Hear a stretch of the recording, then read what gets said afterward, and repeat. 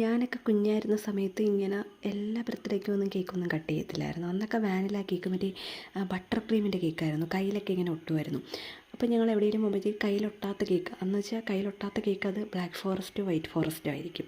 ആ കേക്ക് ഏതെങ്കിലും ബർത്ത്ഡേക്ക് നമ്മുടെ റിലേറ്റീവിൻ്റെയോ അങ്ങനെ ആരുടെയെങ്കിലും ബർത്ത്ഡേക്ക് ഉണ്ടെങ്കിൽ ചെറുതായിട്ട് ക്രീമൊന്ന് നോക്കി ഒന്ന് ജസ്റ്റ് ഒന്ന് തിരികെ നോക്കും. അത് കയ്യിലൊട്ടുന്നുണ്ടെങ്കിൽ ഞങ്ങൾ കഴിക്കത്തില്ല. കാരണം എനിക്കെന്തോ അതിങ്ങനെ കയ്യിലൊട്ടുമ്പോഴത്തേക്ക് വലിയ ഒരു ഭയങ്കര ഇഷ്ടക്കേടായിരുന്നു.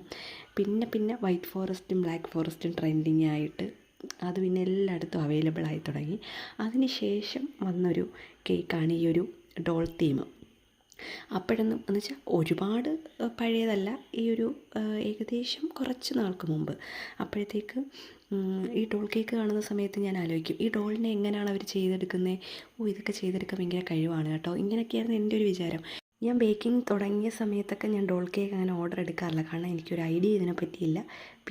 പിന്നെ ഞാൻ വീഡിയോസൊക്കെ കണ്ട് പഠിച്ചിട്ടാണ് ഈ ഡോൾ കേക്ക് ചെയ്യാൻ തുടങ്ങിയത്. ഇത്ര സിമ്പിളായിട്ട് ചെയ്യാൻ പറ്റുന്നൊരു കേക്കായിരുന്നു കേട്ടോ ഡോൾ കേക്ക്. കാരണം ഒരു ഡോളിൻ്റെ മുകളിൽ കുത്തി വയ്ക്കുക, അതിന് കുറച്ച് ഉടുപ്പും പൊട്ടും മാലയും കമ്മലും ഒക്കെ വെച്ച് വരച്ച് ഇങ്ങനെ ക്രീം വെച്ച് സെറ്റ് ചെയ്യുക. പിന്നെ ഇങ്ങനൊരു ഫ്രോക്കോ.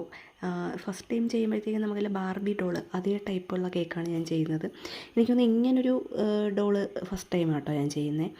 ഡോളിനെ എടുത്ത് കയ്യിൽ വെച്ചിട്ട് ഈ ഒരു ഫ്രോക്കും സാധനങ്ങളെല്ലാം സെറ്റ് ചെയ്ത് പിന്നെ ഒന്ന് കേക്കിനകത്ത് സ്റ്റിക്ക് ചെയ്ത് ബാക്കി ഡിസൈൻ ചെയ്താൽ മതിയായിരുന്നു. അതായിരുന്നു സിമ്പിൾ. ഇതാകുമ്പോൾ ഞാൻ എത്തിക്കുത്തി അതിന് ഉടുപ്പൊക്കെ വരച്ച് ഒരു പരുവം എടുത്ത് കുറച്ച് ടഫായിരുന്നു എല്ലാം ഒന്ന് സെറ്റ് ചെയ്തെടുക്കാൻ.